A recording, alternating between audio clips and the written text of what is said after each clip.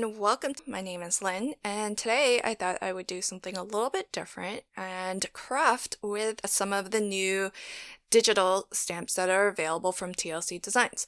So I will show you how I like to use digital stamps. I use Adobe Photoshop, but there are a lot of free software out there that can allow you to do a lot of the same things. They have a lot of the same features and will let you apply some of these same techniques. So I'm starting off by creating a rectangle that is the size of my card front. So this is going to be 4¼ wide by 5½ tall. And the reason why I am doing this is so that I can place my digital stamps and actually create a full scene that I can then just print out and color as if it's a coloring page. And the nice thing about seeing it in perspective of the size of your card is that with digital stamps, you can actually scale them to be a little bit smaller, a little bit larger. It just depends on what what size project you're creating and what you are hoping to achieve. So that's the really nice thing about working with digis, is that you can create pretty much a completely flat card if you want, because if you're printing this onto cardstock that's maybe a little bit thicker, that could actually serve as your card base, you could position this on your sheet of paper where it's perfectly leaves enough space so that you can actually cut your card base from this as well. I plan to just cut out the panel and then glue the panel onto my card base. So what I thought I would do is add a few of these really sweet fairies along with Santa, and they'll be decorating the tree. So this digi release is called Jingle Time. It's really adorable. It's got lots of different illustrations and as well several sentiments too. Then in Photoshop, you have the ability to move layers around. So each of these images is on a separate layer. So that will allow me to place certain images in the foreground of my scene, like Santa, and other images will be more in the background, like the tree. And when you place a layer above another layer, then you have the correct sort of perspective where that front layer will block anything behind it. So if you look at Santa's hand and arm that's raised, you can see that correctly obstructs the Christmas tree. And here, whenever I'm positioning fine detail things like this ornament, I like to zoom in really close so that I can see exactly where that's going. And what I'll do is, and this can be achieved if you had physical stamps with some masking, but see this portion of the hand that I'm outlining here? That should actually appear as though it is in front of the ornament string. So all I'm doing is I'm using what's called the lasso tool in Photoshop, and I'm outlining just her hand. And then I'm going to copy her hand and paste it right over top. And that way, her hand correctly looks as though it's covering the ornament. And all I have to do after that, after I've pasted it down, is to actually delete that white space that was surrounding her hand. And that's how I can place objects into the hands of our different characters. So I find that when I do the masking technique with stamps, sometimes it can be a little bit hard to position separate stamps so that they look correct. And of course, with masking, you also need to do some fussy cutting out of some masking paper or repositionable labels, which is what I like to use, or post-its, which I know are used often as masking paper as well. And so sometimes it can be just a lot easier to get all of this effect of placing things objects into, or combining different objects and having it look correct using digital stamps as opposed to physical ones. So I'll do that again with Santa's thumb here, which should be in front of the ornament. I'm just going to use my lasso tool so that I can trace around just the thumb, copy it, then paste it and make sure that it's on a layer that's on top of the ornament. And then I'll just select and delete the things that are not part of the thumb, like the surrounding white areas, and that way everything looks nice and tidy. And when we turn on the ornament layer, then you'll see that it looks correctly positioned to where it is behind the thumb, but in front of his index finger. And then I can move that ornament, as you saw, to get it in the correct position. So now that I have our 3 characters, they're each holding their ornaments, Photoshop has a wonderful kind of organizational tool of being able to create folders, and you can group different layers into folders, making it really easy to move them around. And here's a fun little technique that I like to use often as well, and that's to create what's called clipping masks. So I've taken one of the digital pattern papers that's available in the this month's sketch of the month, and what I've done is I've placed that on a separate layer that's on top of the ornament. And using Adobe's mask clipping feature, I've clipped that pattern paper layer to the ornament. And what does that mean? That basically means that whatever is visible of this pattern paper is going to be constrained by the ornament.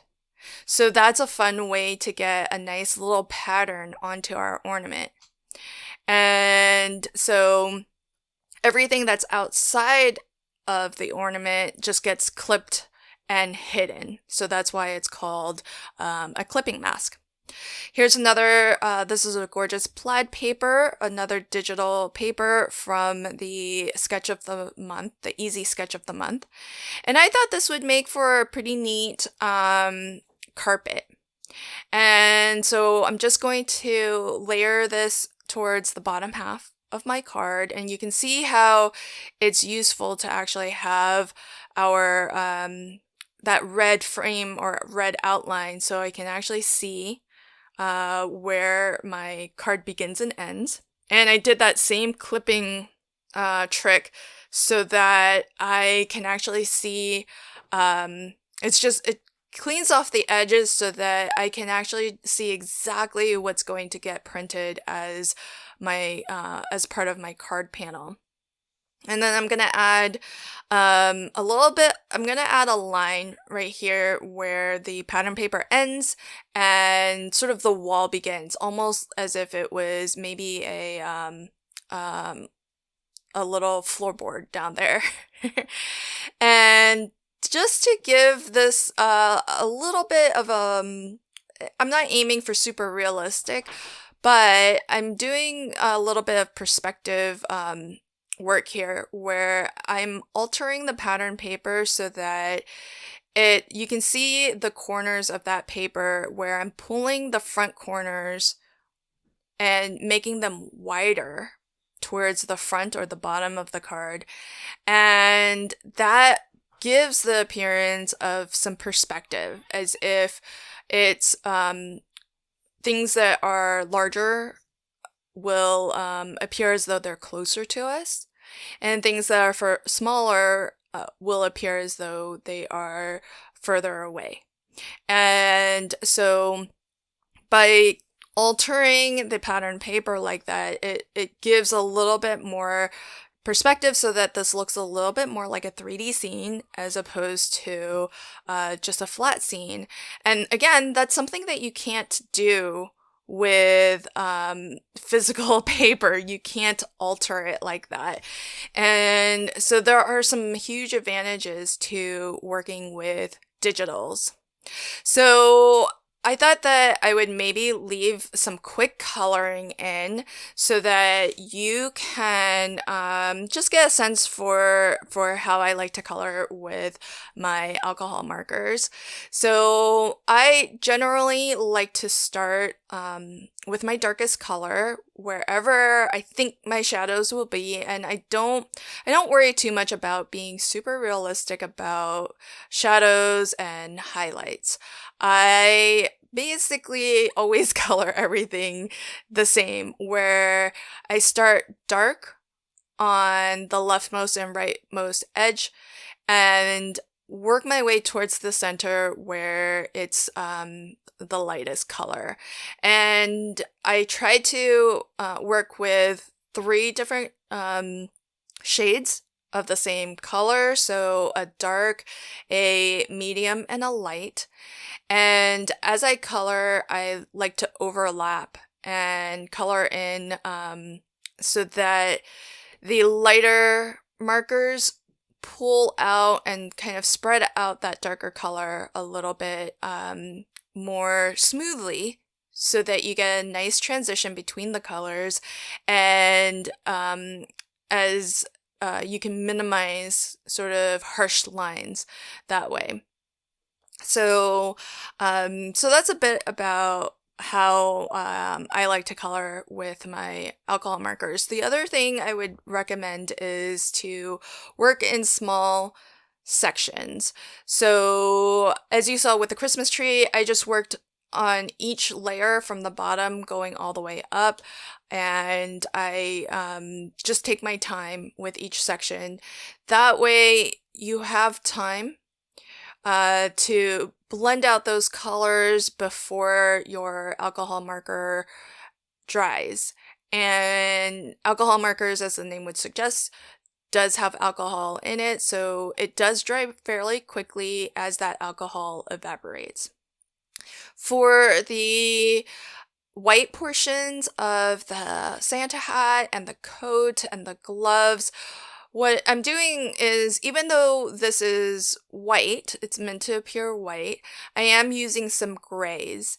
And that is also so that we get some dimension and we get some shadows as well. And here, what I'm doing is just dotting on some of the darker grays, just to give a little bit of texture. I did the same thing with the beard.